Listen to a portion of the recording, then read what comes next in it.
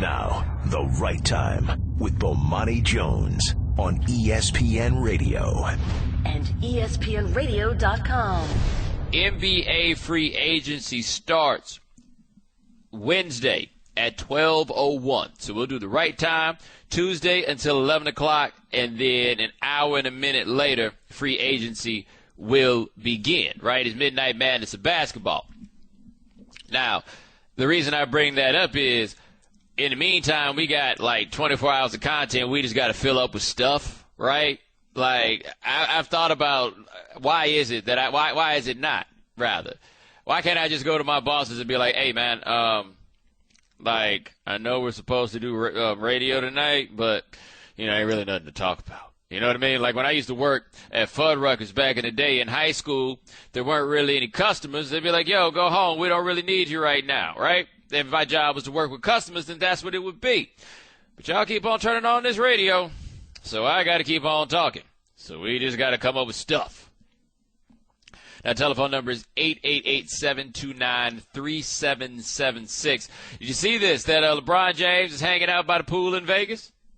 Over the weekend, you know, he has decided to opt out of his contract, which, I mean, if I'm LeBron, I do that because I'm jerking Dan Gilbert at every turn. As I've told you many times, that I thought that when LeBron went back to Cleveland, or I'll change that. I thought before LeBron made the decision that if LeBron went back to Cleveland, it would be very difficult for me to maintain a certain level of respect for him because, you know, the way Dan Gilbert talked about him after he left and all the stuff that happened after. And then I slowly came to realize that, well, he kind of owns the Cavaliers. That's why he went back, because he would be able to get his own basketball team. And then I was like, oh, okay, you are a G among Gs. I'm with this all day long. There's no way in the world he's ever going to let Dan Gilbert get comfortable. You don't forget that kind of thing, right? So you get to opt out. He says he's going to sit around and he's going to look around and that he is going to see what the Cavaliers do before he decides to come back. Now, look, is any other team really entertaining the possibility of signing LeBron James? Like, every other team, if they had the chance, would sign LeBron. But is any other team really entertaining the possibility of signing LeBron? Because he's just playing with Cleveland. He can't leave. I mean, I think everybody fundamentally understands it, that if LeBron ever wants any of us to ever believe a word that comes out of his mouth, he basically has to stay. Because he did this, I'm coming back home, I'm doing it for the kids in Northeast Ohio and everything else. Like, I would recommend to LeBron that if he did decide that he was going to leave Cleveland, the first thing you need to do before you tell the world is move everything out of your house that you would like to keep.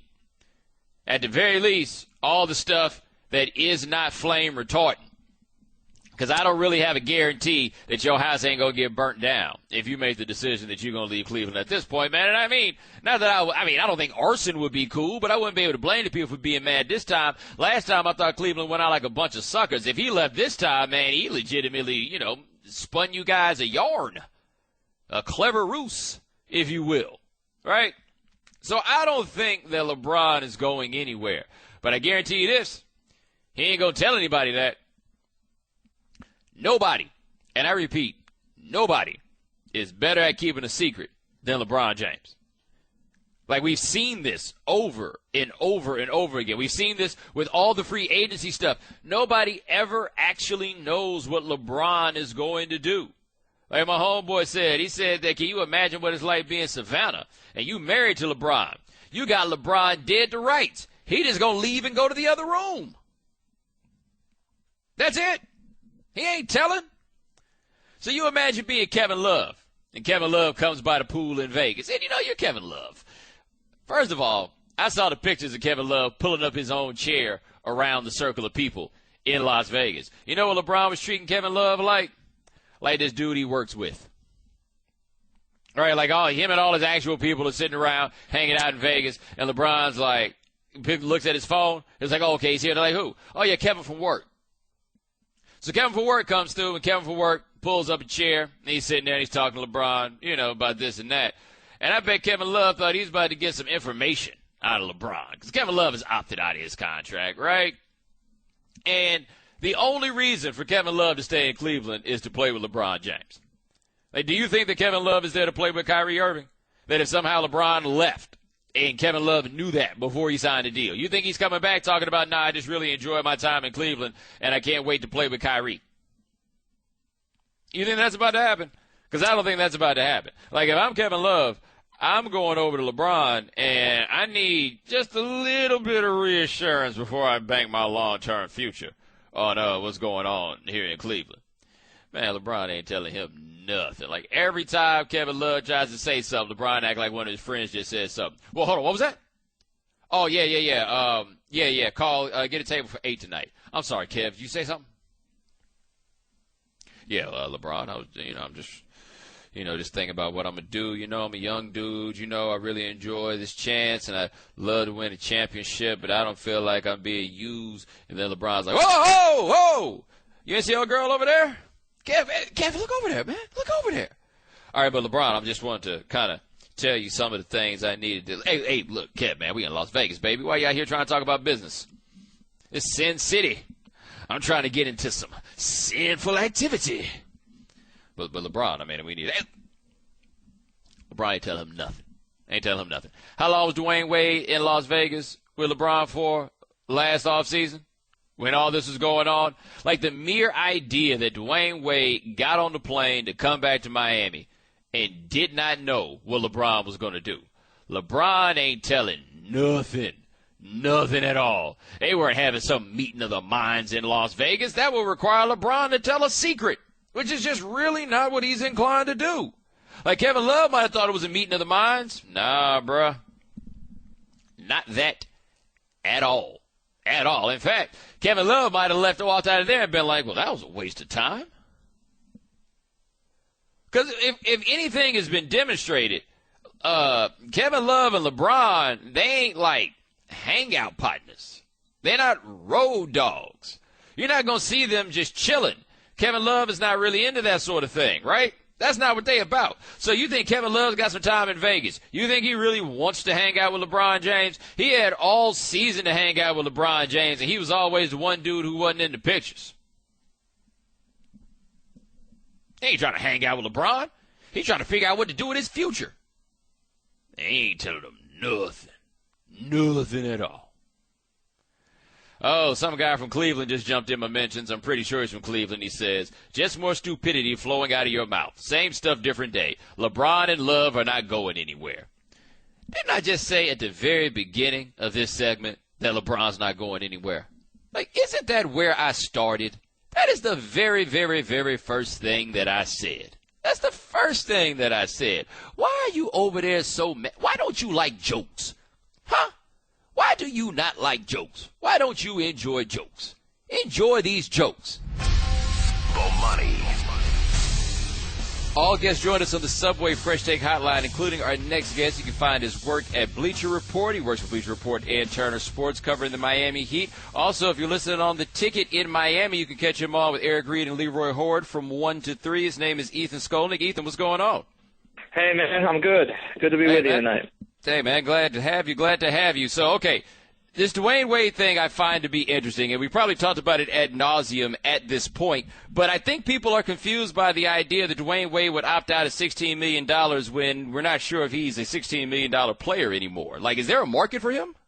Well, it's an interesting question. I mean, the way that I put it is that Dwayne doesn't have typical financial leverage. He has emotional leverage. I think this is not the usual negotiation. The way we think of negotiations is, okay, player's going to get offered a certain amount by the team that he's with. He finds that either acceptable or unacceptable, and he largely finds that acceptable or unacceptable based on what he thinks he can get from other teams. But in this particular case, and that's the way that most teams look at it, okay, well, we're not going to pay him that because nobody else is going to pay him that, and so we'll pay him what he thinks that he's worth to us, but in mind that, again, he doesn't have a whole lot of options.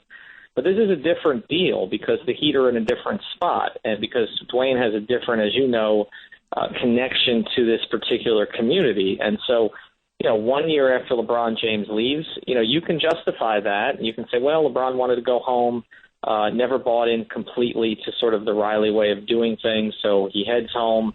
It's on him. It wasn't on us, right? It was on him. It's different with Dwayne, though. You can't say that this time. Dwayne has been, the good employee for 12 years and has brought, in part, he's been responsible certainly for the first one, partially responsible for the second and third ones in terms of championships in this town. He took the mantle from Alonzo Mourning kind of as the sort of the standard bearer for the franchise. And so it's not as simple as what can he get somewhere else. It's, okay, what would be the damage if he left? And that's why from the very beginning of this, I've said that the Heat have more at stake here than Dwayne does. If Dwayne goes somewhere else and takes a little less money, I don't think he's going to get killed for that. I mean, nobody will say he's greedy because, he went and took less money somewhere else. I think the Heat would pay the price for that ultimately. And so, there's been some PR done behind the scenes, Bomani. Obviously, both sides have spun it the way they want to spin it. And now we're at the point where they've got to sit down and make a deal. So we'll see if there's too much trust lost at this point for them to do that. We're talking to Ethan Skolnick of Bleacher Report, and I think for people who don't live in Miami, I don't think they really have an understanding of what the brand identity kind of is of the Heat. I think people outside think of this as just kind of the place that LeBron went, almost like a mercenary franchise. But can you explain to the listeners the role family has played in the way the Heat have done business? Yeah, I mean, they've built their entire brand on it. I think, and I said repeatedly last year that I thought it was a mistake. They built their marketing brand on it. They went with Heat Lifer as their motto. Depending on who you talk to, they either got that from Dwayne when he tweeted that, when he decided to come back after LeBron had left, or they told Dwayne to tweet it. There's different stories on that one. Regardless, they adopted it. And this Heat Lifer thing, I always felt was sort of a little bit of a passive-aggressive shot at LeBron. It was kind of like, well, okay, you didn't want to be here, but these are our guys. And they didn't just, have one, video about this. They went hog wild on it the entire year. It was, I guess, to keep the connection with the fans. And, again, I think a little bit of a shot at LeBron. But they built their whole thing on family, and there is something to it. I mean, the continuity in the organization is admirable. I've covered the Dolphins, I've covered the Marlins. Those franchises are a mess, have been a mess for a long time. And, if you look at the Heat media guide from 1995, 1996, around the time that Riley arrived, a lot of those same people are still there. I mean, they're just, they just have less hair and a little more, weight around the middle. I mean, it's a lot of the same people, and they do believe in that. But the problem with that is that when you get to a situation like this, when it becomes about business, okay, and you can't avoid the business, then that gets in the way because if Dwayne leaves, then it blows up that whole premise. If the ultimate Heat lifer decided that the organization was no longer for him, how can they use that motto anymore? Where do they go with that? And so then what are they about? And so I think they boxed themselves a little bit into a corner with that. I think obviously Dwayne's aware of that. Clearly, again, the play, from the part of, Dwayne's side here has been the emotional play. And the Heat Lifer thing is part of it. Obviously, if he leaves and move on with what is a reasonably talented core, but I think the franchise will lose something that it will be very hard for it to get back. And here's the other thing, Bomani. If Riley's looking ahead to 2016 and he wants to get in a room with Durant, and that's what this is about, or any of these other free agents, how do you explain, one summer LeBron left, the next summer Dwayne left, and that becomes a little bit difficult considering that this has been one of the marquee organizations in the sport over the last 2 decades. All right, talking to Ethan Skolnick of Bleacher Report. And what is Dwayne Wade's relationship with Pat Riley like? I remember last year you made a very interesting point I hadn't considered, which is that those of us who kind of grew up with those Lakers teams, we view Pat Riley as a godlike figure. And you said that that Dwayne and LeBron didn't quite look at it that way. No, I don't think they did. I mean, look, here's the thing. It's a little different for Dwayne than it was for LeBron. I mean, Pat coached Dwayne, so Dwayne started with Stan. He was his coach as a rookie. Then, basically, and second season, then basically halfway through the third season, as we know, Pat took over. They won a championship. He coached Dwayne hard.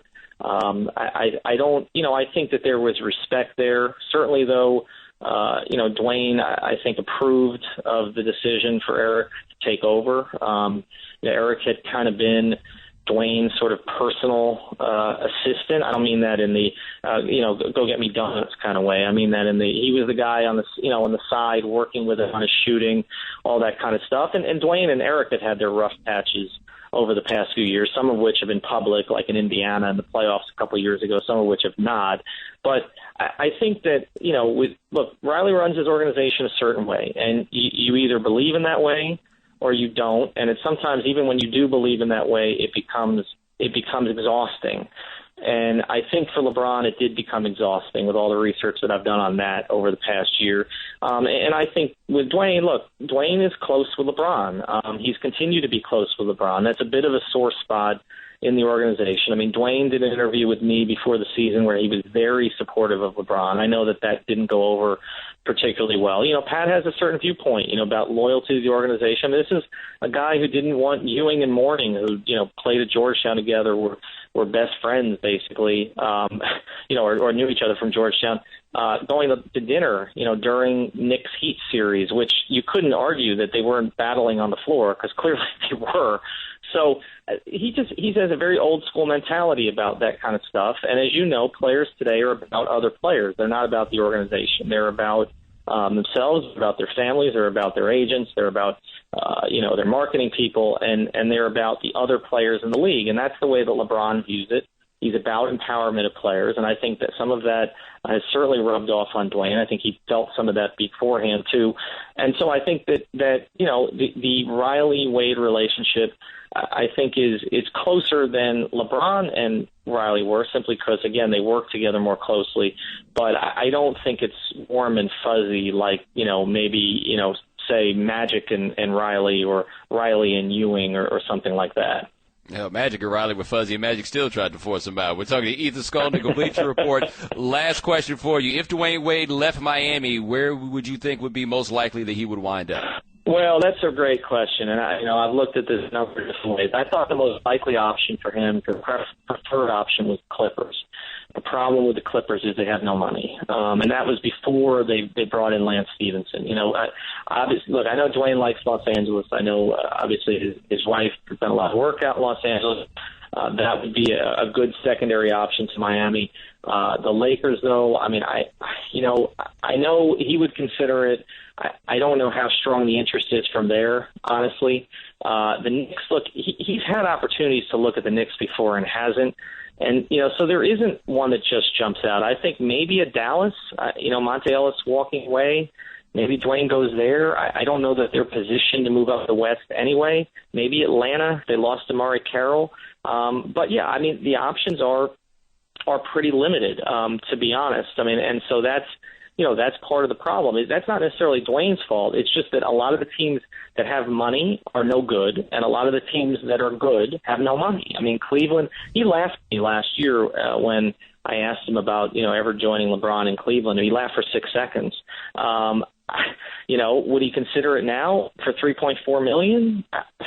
I don't think so. And people are like, well, maybe the Heat would trade, trade him up there, for Haywood's contract or something like that.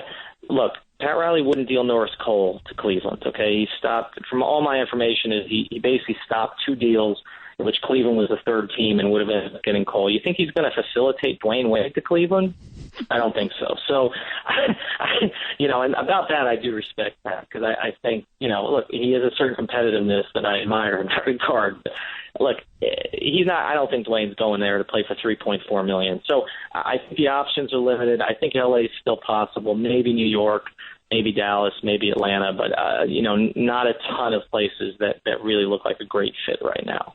All right, Ethan Skolnick, check him at Bleacher Report. If you're in Miami, check him out on The Ticket from 1 to 3 with Eric Reed and Leroy Horde. My man, thank you so much for joining us. I appreciate it. Thanks, Bomani. Have a good one. Geico presents Strange Savings Stories. Astronomers detected an interstellar transmission. It stated, Geico, 15 minutes could save you 15% or more. The implications were staggering. Was the cosmos telling us we could all save hundreds on car insurance with Geico? Or did their radar merely pick up a signal from the nearby Rufus and Clyde's morning show? We may never know. Geico. 15 minutes could save you 15% or more on car insurance. Bomani. So, not sure if you guys saw this, but Outside the Lines did some investigating, and it seems Phil Mickelson, well, I would say his name is caught up in a federal investigation, but it's not really his name because he's unnamed in the paperwork that Outside the Lines came across. But basically, there's a gentleman who is a former sports gambling handicapper who was acting as a conduit for an offshore gambling operation. He pleaded guilty to laundering approximately $2.75 million of money that was Phil Mickelson's. Right. So it was Phil Mickelson's money that was laundered. It was a shell game with some accounts and some stuff like that, right? To be clear, Phil Mickelson is not under investigation. Now, I found out about this story this afternoon, and I found it to be interesting. Well, I didn't find it to be that interesting, because when it came up, I was like, oh, this story, I almost forgot about this one. I sent it out and said, I forgot about this one. When, in reality, this was a new one. I thought that they were just further researching something that had happened the year before, but the thing that happened the year before was actually an insider trading situation that Phil Mickelson wound up around, like the dude he knew got busted for insider trading. Now, look, I understand that for reasons, well, I say I understand. Okay, I understand that, comma, for reasons I do not understand, comma, you guys don't really get that charged up about white-collar crime. The kind of crime that people tend to care about is typically crime that is committed in neighborhoods far, far away from their own, right? White-collar crime, however, kind of a big deal all over the place. Like, we had an economy collapse in large part because of white-collar crime, and people still so charged up about crimes that they have imagined being committed by people that they'll never actually encounter in their own lives, right? So I get it. You guys aren't that big into worrying about white-collar crime. You don't really look at it as that much of a moral imposition. It's whatever, right? Okay, that's your life. I just need you to understand something, that as far as white-collar crime goes, Phil Mickelson's the dude who's riding around with one of his homeboys. He gets pulled over, and the cops just happen to find a gun. And then a year later, he's riding around with another one of his homeboys, and they start looking through the car, and they get to the trunk, and they get to the spare tire, and they find a big old thing of that work. Birdie. But Phil just happens to be the guy that's just around when these things happen. All right? Now, you imagine if somebody was riding around, like the situation I spelled out for you before, right? Imagine the same athlete gets caught in those situations. You don't even have to imagine that guy. That guy is like actually Allen Iverson, right? He was a dude that's always with some dudes that were getting into some kind of trouble. He was that guy.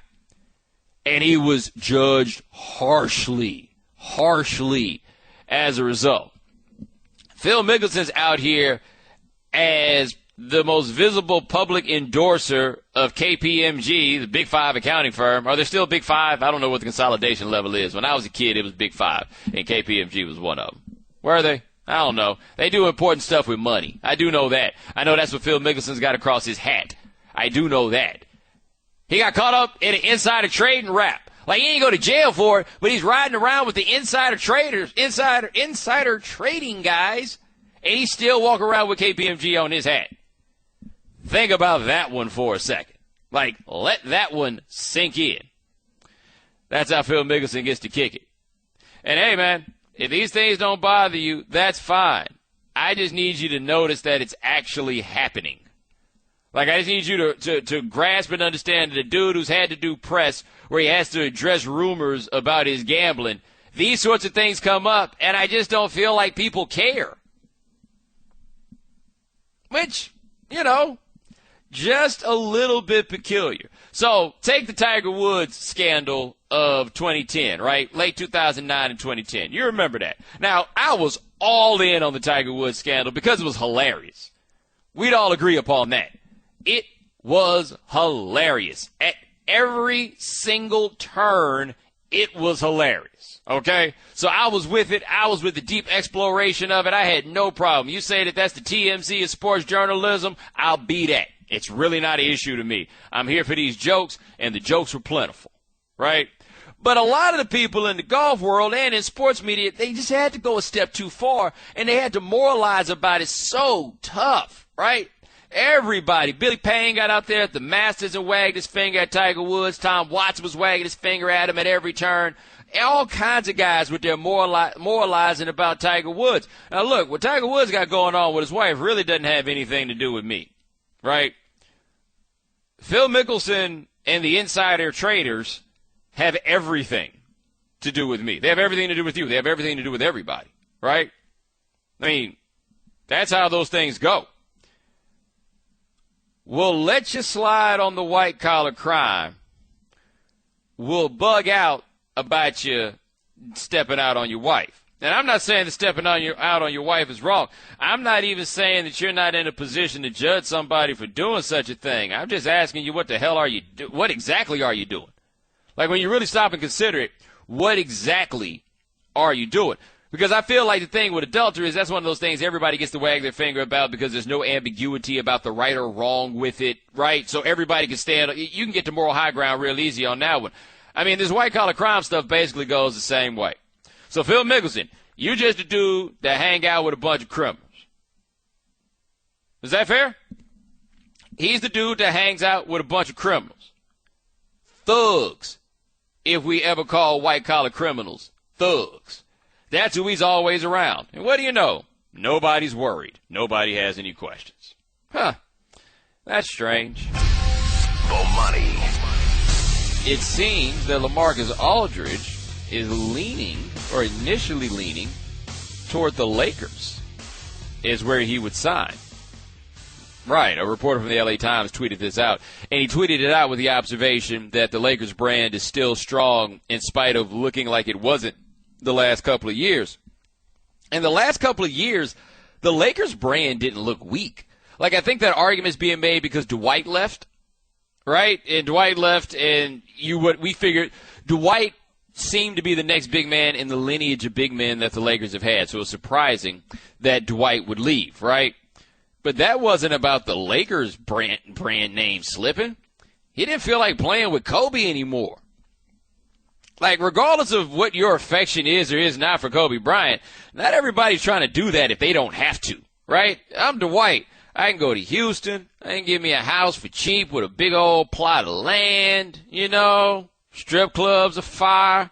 Man, I'll do that over going to have to deal with Kobe, right? Go over here and hang out with James Harden. He ain't tripping, So LaMarcus Aldridge, or the idea that LaMarcus Aldridge would initially lean toward the Lakers in the beginning, well, that wouldn't surprise me because Kobe's only going to be there for one more year. That's it. And you have to, if you are a guy who wants to be the guy, or even the number 2 guy, it's not happening if you're playing with Kobe. Not in the way that you want it to in all likelihood. It's not going down that way, right? I mean, it's not like you go walk in the door and because you're LaMarcus Aldridge, suddenly Kobe's going to trust and give you the ball. No. The thing with Dwight just wasn't working on a number of levels. And part of it is, dude, Kobe is simply not a people person. Now, you could try to make the argument that it's not about being a people person. Yeah, the only people who say that are people who don't understand the value of, to a degree, being a people person. Like, ultimately, you're dealing with people, like, every day. That's how this stuff goes. And you can exist in some spaces without being able to deal well with people, but you kind of have to be able to deal with people. Now, Kobe, and I'm fascinated by Kobe Bryant at this point in his career. One thing I'll always remember about Kobe was after the Lakers went down 3-2 in 2010 to Boston, and Kobe was the only dude that played. I remember I think they got smoked that game.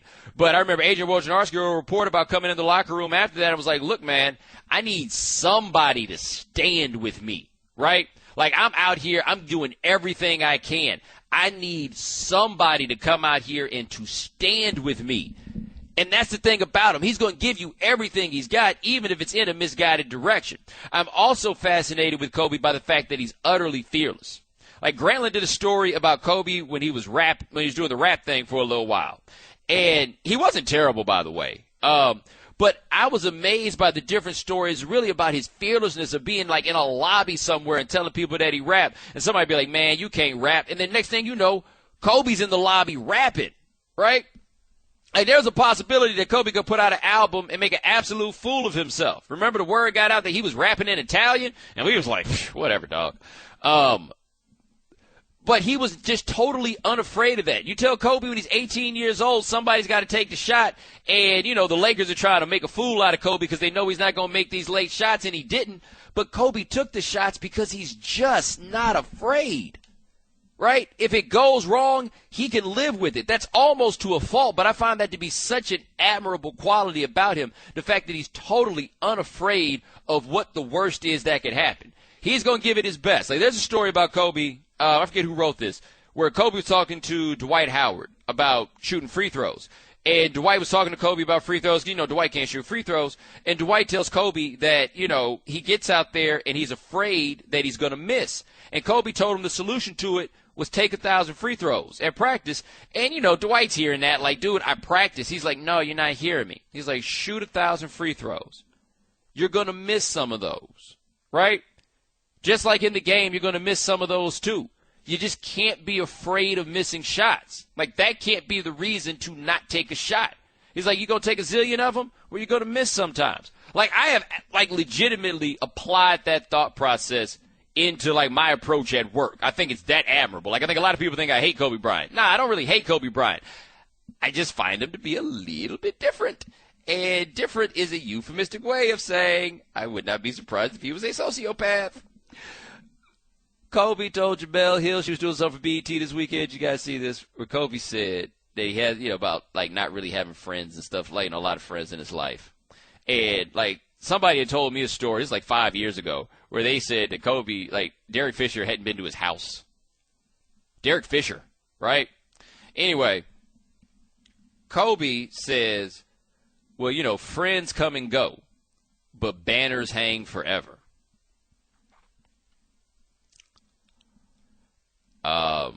I don't know about you guys, but I feel like Kobe's doing this friend thing all the way wrong. Like, there's dudes I know who come and go, and friends I don't talk to as often as I used to, but I just got through planning me and my best friend from third grade. We about to go kick it in L.A. in a couple of weeks. My best friend from who are all these friends coming in and out of like? Is that how you guys' life works? Because my life doesn't work like that at all.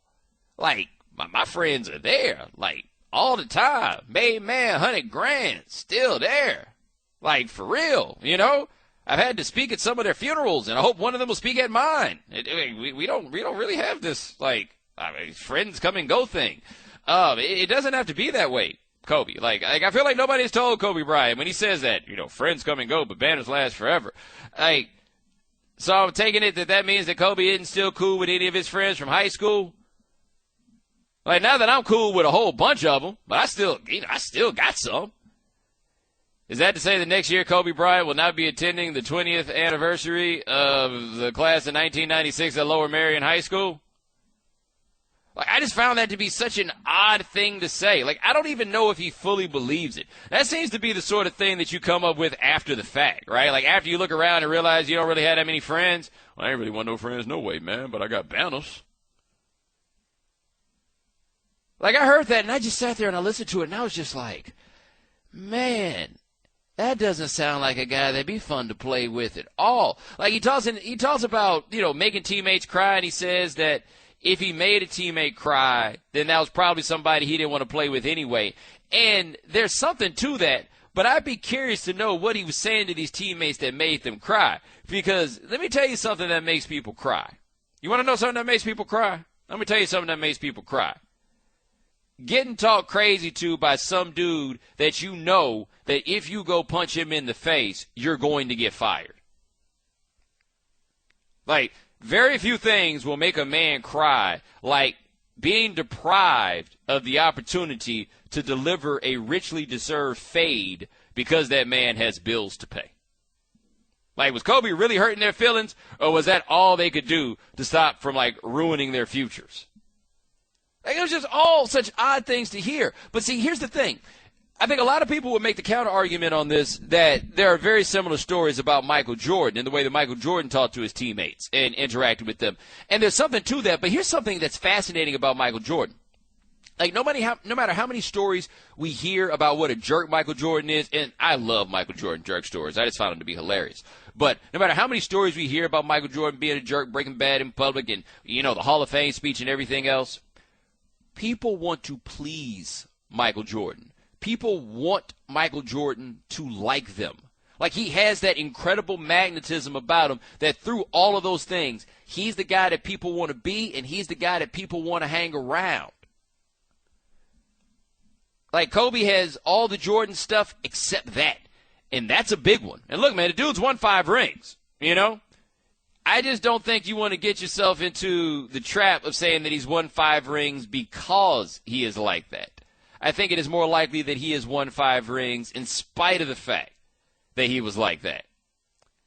Tell you this, though. If you are one of Kobe Bryant's friends and you hear him say the thing about friends come and go, like, what's that say about you? Bomani. You guys see that thing with your little Okafor dropped his jersey on the table? You guys see that? It was very interesting because it first got around on the internet as a GIF. And basically, for those of you who are unfamiliar with the situation, Okafor was at the first press conference with the Sixers, right? So it's him, it's JP Tokoto, and it's some other guy who had the misfortune of being drafted by the Sixers. Anyway, they're standing at the table, and that part of that press conference at the end when you first get to a team where everybody's holding up their jerseys. So they're holding up their jerseys, and then, like, the second they say you can put that jersey down, Jalil Okafor dropped that thing like it had cooties on it, and then walked off the stage, right? So a lot of people around the Sixers, people who are fans of the Sixers, people who cover the Sixers media, are like, there was a table. He dropped it on a table, because the angle that a lot of people saw at first, you couldn't see the table. And I was thinking when they said that, I didn't think he dropped it on the floor. I think he dropped it like a bad habit. Like, that was it, right? But that was the defense, is that it wasn't that bad. He didn't drop it on the floor.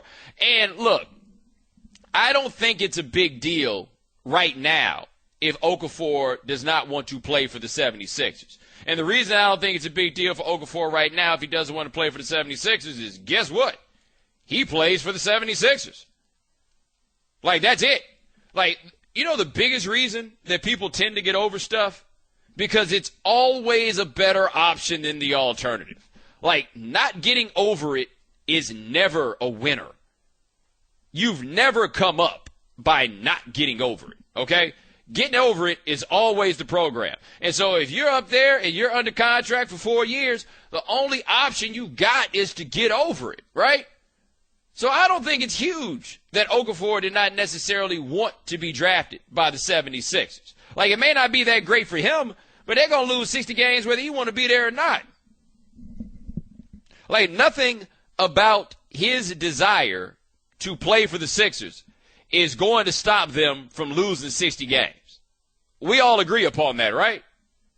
However, why can we not just appreciate how hilarious it was at these different points? How upset he looked about the prospect that he even had to be there. Look, you got to have... I was going to say you have to have a level of sympathy for Okafor for his situation, but I think we need to walk it back and talk about something that doesn't get nearly enough discussion, which is how patently unfair the notion of a draft is, right? Now, you can make the argument, well, the draft is collectively bargained. The draft is collectively bargained by people who aren't going to be drafted. They may have already been drafted before, but they're not going to be drafted. The notion of a draft in a salary cap sport, to me, is antiquated and unnecessary. Like, I think the market can take care of all of those things. They got this, the rookie wage scale and all that stuff. Yeah, whatever. But I don't think we need a draft. But think about how unfair that is. Congratulations. You have graduated from college. Here's where you're going to work. Because that's what the draft is. People telling you where you're going to work.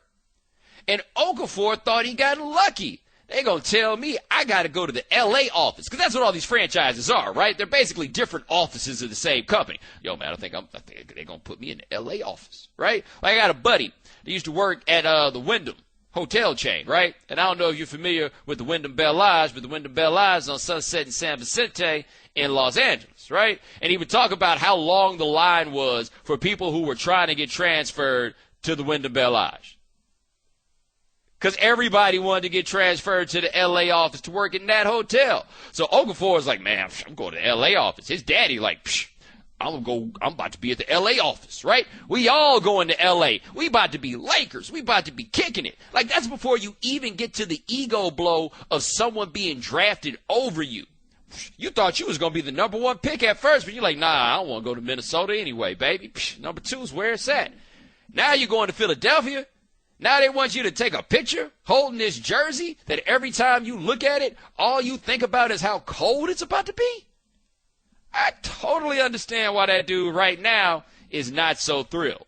But he'll be fine. He'll go. He'll play some summer league. He'll enjoy that. And then you know what's going to happen at some point? That's right. He's going to get his first paycheck. Because he hadn't gotten a paycheck yet. Wait till he gets that paycheck. Let me tell you a story. I interned at a Fortune 500 company when I was 21 years old. And I was working on a graduate degree at the time that was somewhat similar to an MBA. So they paid the interns a similar wage to what they would pay an MBA that was starting the job. Okay, so remember, I'm 21 years old. It is 2002, and they were paying your boy $5,400 a month, right? And I remember I got that first check, that first 2-week check I had ever gotten, and it was like $1,800 after tax. And I looked at my father, and I said, and I quote, I now understand how it is that people sell out. That's what I said at 21 years old about $1,800. Can you imagine what Okafor's face is going to look like the first time that direct deposit goes through and he looks down? Like, I'm sure he got him a nice whip right now, went and got him some clothes and stuff like that. But once he gets that first check, like, it might not make everything okay all the way down the line, but for the first couple months, he's just going to be sitting there at his computer waiting for midnight to come around. Like, wait till them numbers go up. Woo! Look at that.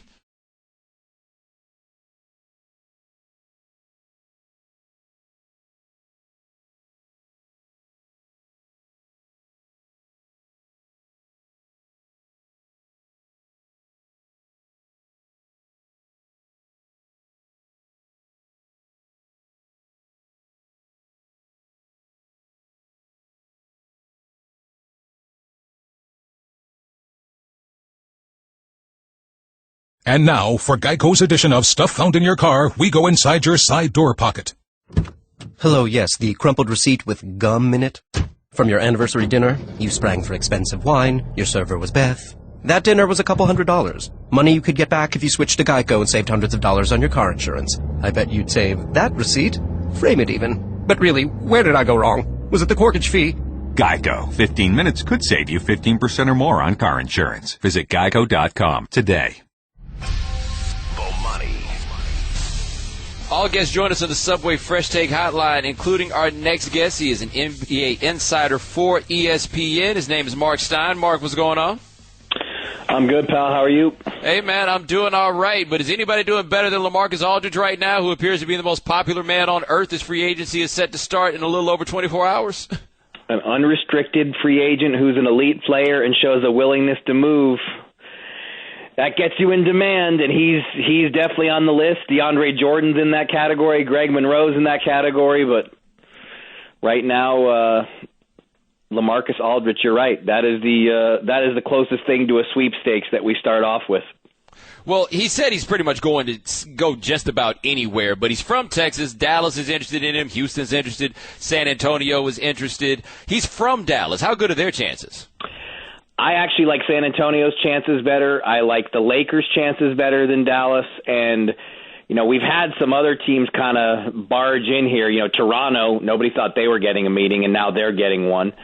I think Houston is another team that you have to watch for just because they want an elite stretch for, and there was no way they were going to sit this thing out with both Aldridge and potentially Love on the market. So Houston's trying to see if they can move a salary or two to create enough cap space, but they've already got the meeting with Aldridge, so they're in the mix.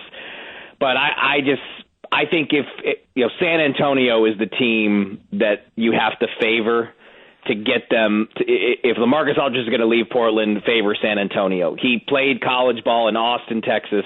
That's not far from San Antonio, so he has almost as many ties to Spurs land as he does to Dallas. And you got Duncan, you got Popovich. They're saying, come finish out Duncan's career next to him, and then you and Kawhi Leonard and Tony Parker are the new foundation.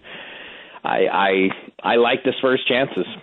Well, some have said, and we're talking to Mark Stein of ESPN, that the Lakers were an initial lean for Aldridge. Now, of course, the Lakers are not good right now, but they are still the Lakers. Is there really a draw there other than the fact that, they are the Lakers? Well, we reported last week that the Lakers had actually passed Dallas, and that's probably my best info on this subject. I do think that the Lakers have gotten Aldridge's attention. He's been studying that area, that team. He's looking at it hard. The Lakers think they have a real chance there. They quietly believe that they're going to be a real factor for Aldridge. So I think they're right in the mix. Now, you mentioned Texas, and that's been kind of the assumption that if Aldridge decides to leave Portland, he's going to come back to Texas, and that's what he wants. I've never really heard him or seen him labeled as a, quote, Hollywood guy who's dying to get into the bright lights of Hollywood, but it appears that the Lakers are getting a really strong look for him, and look, the Knicks, for that matter, they're in the mix as well. So it's he's talking to so many teams now that it's really going to be interesting to see, because you have to think the meetings are somewhat of a factor. I mean, sir, if you're going to have meetings with 6 or 7 teams, somebody's going to say something in there that gets your attention. So it's going to be quite interesting. All right, talking to Mark Stein of ESPN. And you mentioned Dallas. And, when Mark Cuban took over the Mavericks, they were a laughingstock, but he did all these things to make it a much more comfortable program for players, a much more attractive place. But we've heard so much about what the Mavericks were going to do the last few years in free agency, and that never seems to happen. What is happening? Well, I think one problem is, and people probably tend to overlook this, there's usually only 2 or 3 difference makers who are out there every year, and if you don't get one of those 2 or 3 guys, your summer was a loss, especially if you're talking big and you're swinging big and you're going for the biggest names. Now, this summer there are a lot of guys, but again, how many of them are actually in play? Is Kevin Love really in play? Is Marc Gasol really in play? Everybody in the league thinks Gasol's staying in Memphis. More people than not do think Kevin Love is going to stay in Cleveland after all the drama of this past season. But Aldridge is actually gettable for the Mavs. More gettable for them is DeAndre Jordan. Last summer when they got Chandler Parsons, that's really the first time that a top-level free agent chose them. But I would say if you're focused specifically on Dallas, DeAndre Jordan is the guy. If you talk to people around the league, they would say that the Mavs are the biggest threat to the Clippers to steal DeAndre Jordan away. All right, talking to Mark Stein of ESPN. You mentioned that Greg Monroe's available, and it's interesting because he took the qualifying offer with Detroit, which people rarely do on that first contract. He wanted to get out. He wanted to go somewhere else. But are we sure we know just how good Greg Monroe actually is? No, probably not. And, that's because in large part he played for a Detroit team that not many people paid much attention to, but Greg Monroe took the step of coming out and basically listing all the teams that he's going to talk to, and the Celtics are on there. Now there's a lot of people seem to think that it's a done deal that he goes to the Knicks, but the Bucks are in that mix as well. Portland is in that mix, which just adds to the suspicion around the league that they're going to lose that they're going to lose Aldridge because they've traded Batum, and then they brought Mason Plumlee in, and now they're talking to Monroe again. He's going to be in demand. Maybe we'll see how quickly a deal gets done for him. But I mean, he's got a long line of teams after him as well. Is there a name in the second tier of free agents that interests you, and where they go could be more important than it seems off face value? The restricted guys, someone like a Tobias Harris, nobody's really talking about him yet. And most of the restricteds, you always expect the incumbent team to hang on to them. But can somebody, does someone put a lot of money on the table for a Tobias Harris? And what will Orlando do there? Are they in a match anything mode? You don't really hear that kind of talk around Tobias Harris. You hear it, Tristan Thompson, Kawhi Leonard, Draymond Green, those guys, no matter what kind of offers they get, their teams are going to match. You don't necessarily hear that on Tobias Harris. I think Tyson Chandler is a very interesting case because Dallas is going after DeAndre Jordan, and everybody's talking about Aldridge and Love and Gasol and DeAndre Jordan and all these guys, and I still think Tyson Chandler is a very useful player and a great defensive anchor, and nobody's making a big fuss over him at the beginning, but I would still want him on my team if I could get him. All right, last question for Mark Stein of ESPN. Do you think there's any chance that Jimmy Butler would take the qualifying offer if what we hear is true, that he wants something short and wants to be able to get today there have been some rumbles about that. As you said, Monroe did it last year, and it's an incredibly risky move and rare move, but look how well it's paid off for Monroe. If Butler, is that... God, that's a tough risk to take injury-wise because, you're basically hoping that nothing happens to you for a whole season, and he's obviously a rugged guy, a high-minute guy, and throwing himself in all kinds of situations. But if you do it, the payoff is so good. Look at Monroe now. He did it. People thought he was crazy, and now he's got 5 teams after him, and by the end of this week, he's probably going to have a new home and a fat new deal. So I could see him weighing it, but man, that's tough when you know that a much longer term deal is he's going to get no shortage of offers, obviously. Well, he's also in a tricky situation because Tom Thibodeau won't have the chance to run his legs into nubs, but he has no idea how he's going to feel about the new coaching situation, right? Yeah, no question. Look, the Lakers want him. The Mavs have interest in Butler. The Bulls obviously are saying they're going to match any offer he gets. Everybody talks about that new TV money rolling in and, hey, let's just wait for it. But when a 3, 4, 5 year deal is slapped on the table worth a lot of money, it's real easy for us on the outside to say, yeah, just hold off and don't take it. I'm sure it's going to be a lot harder for Jimmy Butler to do it. Put 3 years and $60 million in front of me right now. All I want to know is where's the pen. That's all I need. I'm not asking any questions about the back end either. Like, you could have me working in a coal mine. I'm probably going to do it. Just show me where the pen is. Mark Stein, ESPN Insider. My man, thank you so much for joining us. I appreciate it. All right, pal. Talk to you soon. Bomani. I don't know if you guys watched any of the BET Awards last night. I know some of you did. I know some of you didn't know you were allowed to. Don't worry, your cable goes up that high. Anyway, your man Puffy, Diddy, I guess is what we call him now. He became a sports story after he got into that scrape with the strength coach. He almost fell into a hole. That was pretty funny. The other thing I found interesting about the BET Awards is, while I know people complain about the TMZation, I don't even know if that's a word, but I just made it up right there, of their sports journalism, I will be the first to admit to you, I just am fascinated anytime I see a picture of Russell Wilson hanging out with Ciara anywhere. Because, Russell Wilson, he came into the league married, and then somewhere got the bright idea before he got that big fat contract that he didn't want to be married anymore. So he got a divorce, and then next thing you know, Russell Wilson turned up and he was dating Ciara. And I firmly believe that whoever Russell Wilson's divorce lawyer is, he needs to be putting Russell Wilson on billboards. Like, even if Russell Wilson's face is not on the billboard, he just needs to have a billboard with a picture of Ciara that's like, look what I can do for you. He'd have all the business. Every single bit of the business. Every single bit. But they keep turning up places. And look, we all find it to be kind of funny because, Russell's just a little bit square. And Ciara, the last time we saw her with a man, it was Future. Now it's the same Future who got on the Instagram and made a subtle reference to something that could easily be intimated as basically, threatening to shoot Russell Wilson. So I just imagine Russell Wilson walking up to the BET Awards, holding Ciara's hands like, you said he wasn't going to be here, right? I'm just asking, like you told me. I don't want any problems, all right? Say he's not going to be here. I looked on Twitter, they said that Future was supposed to perform. He did not. But I imagine Russell Wilson looked down at his phone and you told me he wasn't going to be here. Thought you said he wasn't coming. And then you just kind of imagine Russell Wilson walking around with Ciara like, hey, who's that? Like, who's that guy? What is it? Meek Mill? Oh, okay. Then just keep it going. I am all parts of it. Like, Seattle is jerking Russell Wilson on this contract. Russell Wilson's kicking it with Ciara, and he ain't even got the real money yet. That's a good play, dog. You playing this right. Because let me tell you something. The Seattle Seahawks are certainly trying to play him. And this is what I mean by they are trying to play him.